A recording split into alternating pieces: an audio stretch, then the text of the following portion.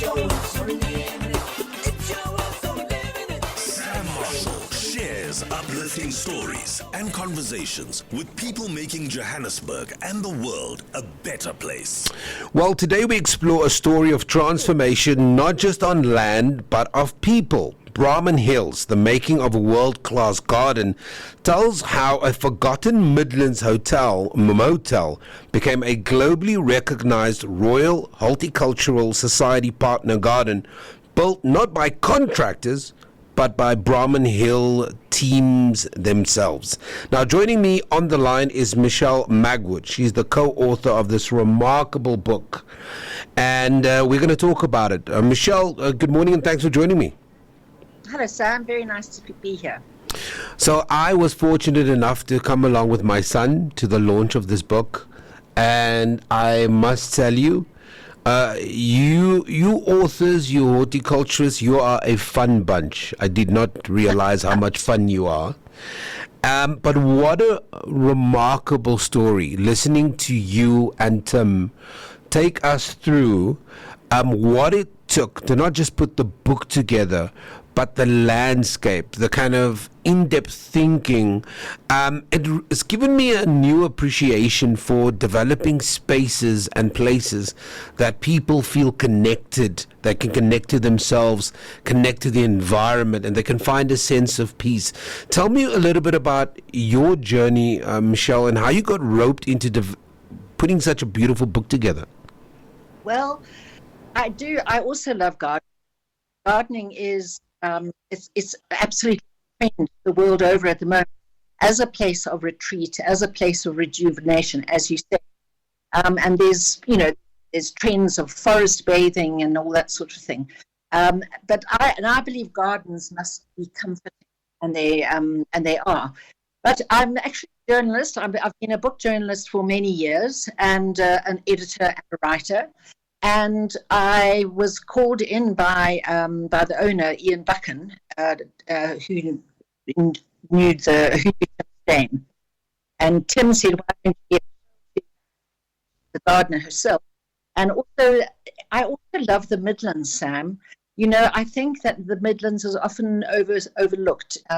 Everyone's, they're focused on the Cape and they're focused on the Karoo and they're focused on, whereas the Midlands is almost this beautiful secret area of Johannesburg.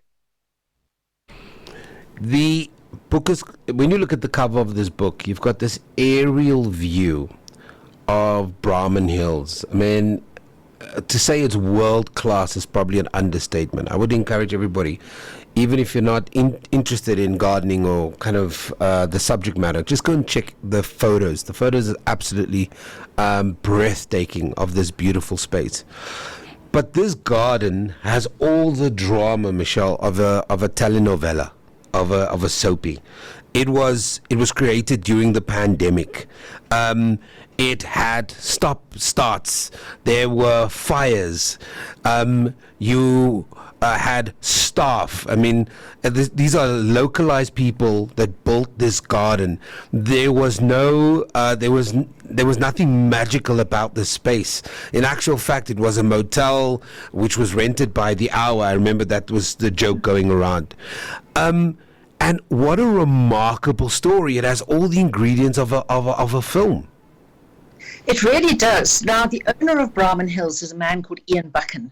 And Ian is a self-made man, an entrepreneur, and he'll tell you the first time you meet him, he'll tell you that he's won and lost more fortunes than you can imagine in his life. And he's now in his early 70s. He and his wife, Carol, had moved from Durban, thinking they'd have a slower life in the Midlands, and they bought a lovely farm, and they were keeping horses. And Carol was a very keen gardener.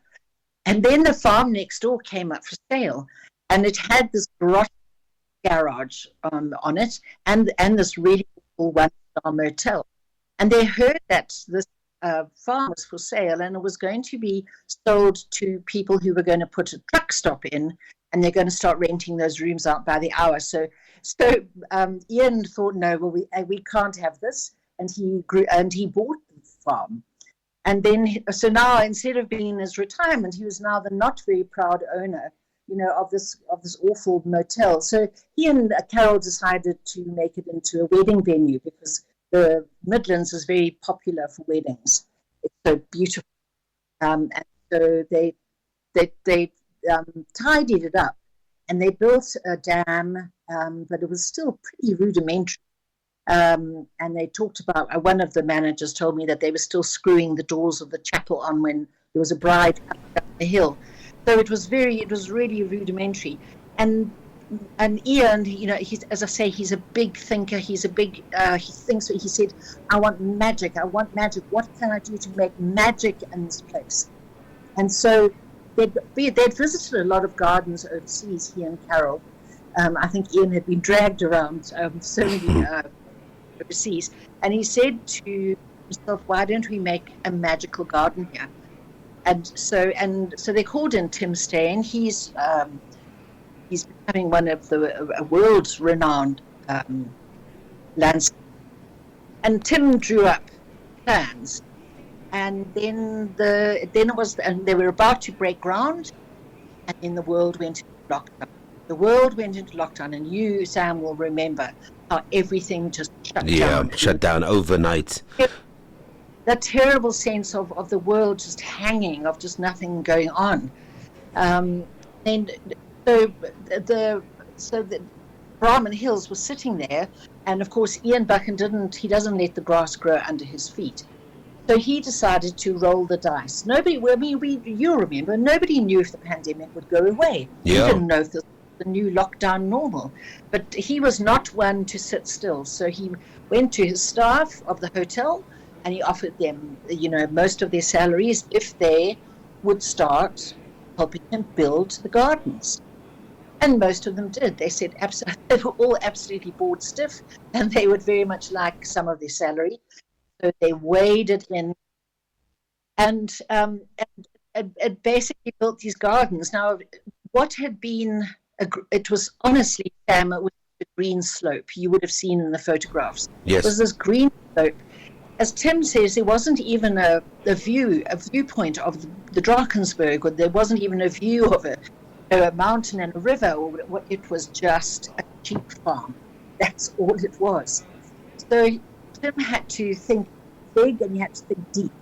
And what he did was he had to create levels. So he dug in, they brought in earth-moving equipment, and they started. And those hotel staff all became like experienced builders.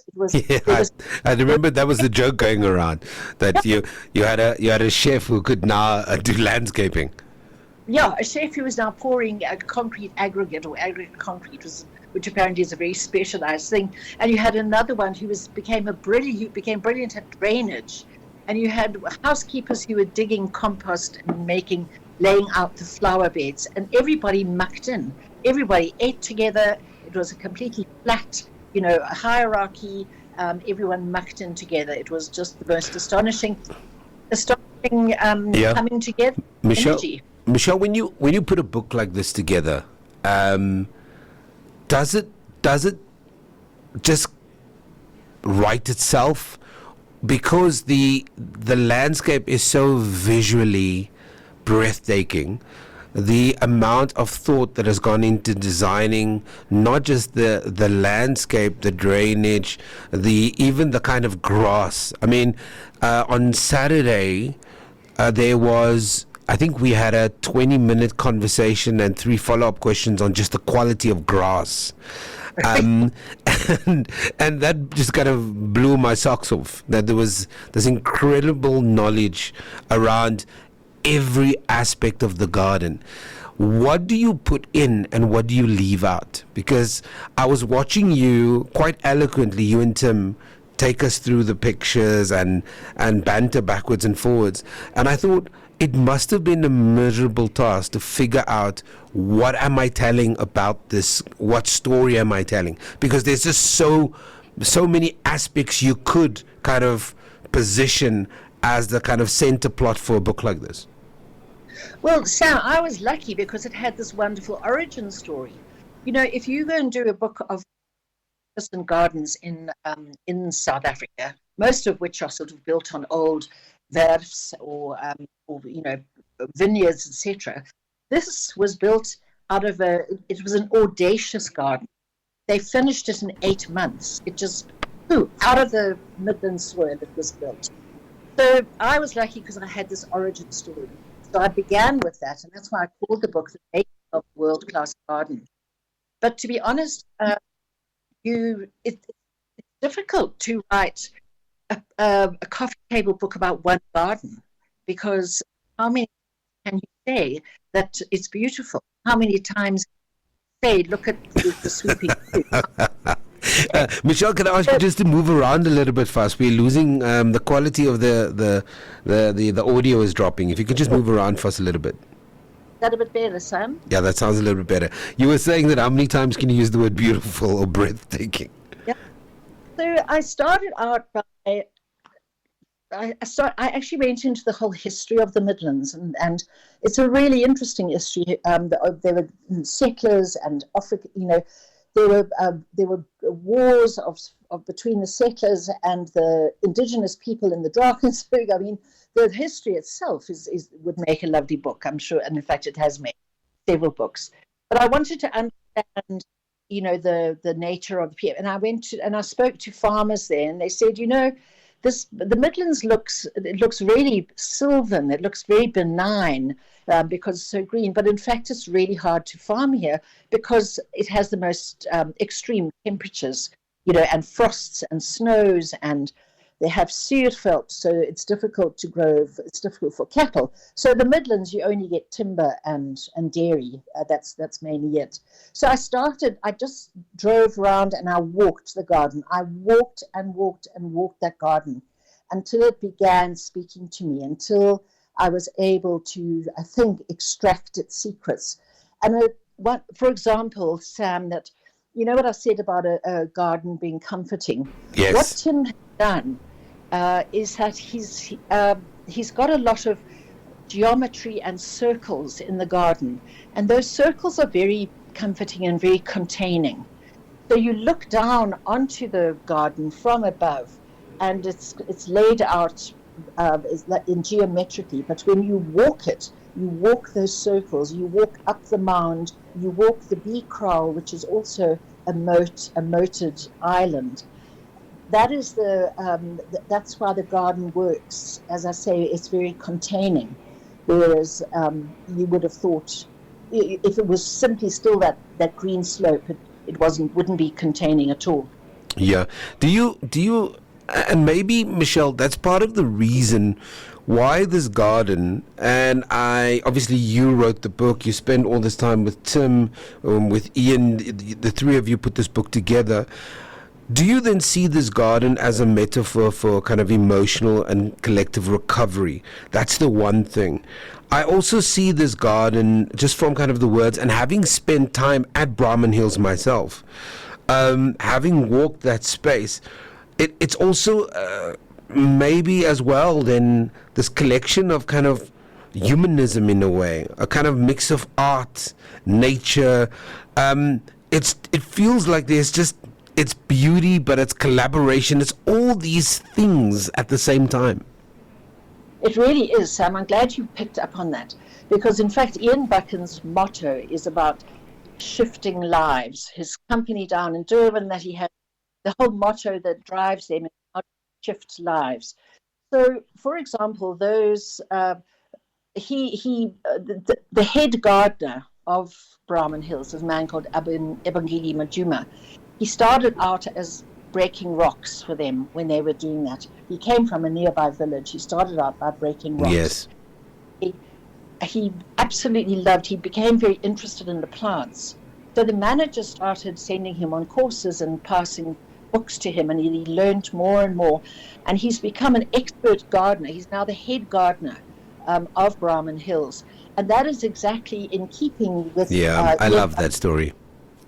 Of making magic, and also his dynamo director who does all of the weddings there. So, Brahman Hills is very place of celebration. So you're right, it is about recovery. It's also about celebration, and you could just feel it in the air there. And the weddings that happen all year round masterminded by Onwabo Garabo. But she was made. Ian made her a director. She's a director of Brahman Hills. She's not just the major domo. And her counterpart, the manager, is Oren Cottle. He was also raised up to become a director. So Ian is determined to share out his company to people who've got a vested interest. And in fact, Abangili also has shares in the business. Yeah. I understand. That's very much the motto. And Michelle, congratulations on putting together with your contributors and conspirators a beautiful, beautiful book. What I also want, it would be remiss of me not to recognize that this garden has been recognized, which is a rare honor for a South African garden. It's received global acknowledgement for local craftsmanship and indigenous design. Yeah, it has. The biggest stamp of approval comes from the Royal Horticultural Society, and they came to their attention and they voted it as one of their partner gardens. And that's a big stamp of approval. The only other one in Africa is Babylon's Turin, and now Brahman Hills. Also designed by Tim, right? I beg your pardon? Was it also designed by Tim Stein? No, Okay. Babylon wasn't. That was a French designer. Okay. But no. And so this is a big stamp of approval. And in fact, Ian wanted this book. When he won that, he said, "Okay, now I want a book to commemorate." So he's so proud of it. Yeah. So he should. I think the other value thing to note as well about this book, which is this beautiful coffee edition. I can see it sitting in somewhere in a hotel, at an airport, in your lounge. It is just visually a stunning book that you've put together. Amazing pictures. I got to meet the photographer as well, and just an awesome guy.